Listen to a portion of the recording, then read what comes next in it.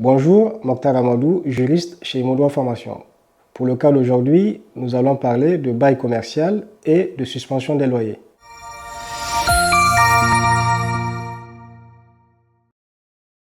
Une société prend à bail des locaux à usage commercial situés dans un bâtiment soumis à indivision.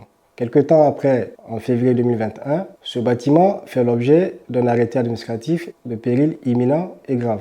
Il était attendu des propriétaires de ce bâtiment de prendre toutes les mesures nécessaires pour assurer la sécurité publique dans le périmètre de ce bâtiment. Les propriétaires bailleurs devaient, dans un premier temps, assurer la stabilité et la sécurité du bâtiment, c'est-à-dire les ouvertures considérées dangereuses. Et dans un second temps, mettre en place un tunnel de protection des piétons tout au long des travaux. En juin 2021, c'est-à-dire quelques mois après la sortie de cet arrêté administratif, la locataire bénéficie d'un renouvellement de son bail commercial.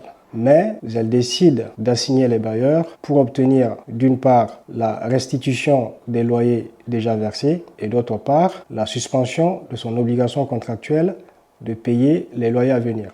Par cet arrêt du 3 juillet 2025, la Cour de cassation confirme qu'il n'y a pas lieu pour les bailleurs de restituer les loyers qu'ils ont déjà perçus et approuve également qu'il n'y a pas lieu à suspension de l'obligation de paiement des loyers. La Cour de cassation précise que la loi, sous l'empire de l'ancienne version de l'article L521-2 du CCH, ne prévoit la cessation de l'exigibilité des loyers au profit des locataires que lorsque les locaux loués sont à usage d'habitation. Ce qu'il faut noter, c'est que depuis la mise en vigueur de la loi numéro 2024-322 du 9 avril 2024, cet article L521-2 du CCH a été modifié. Ce qui veut dire que les dispositions protectrices des locataires d'habitation sont étendues aux locataires commerciaux. Ce qui veut dire que désormais, la suspension des loyers en cas de péril imminent et grave est applicable également aux locataires commerciaux.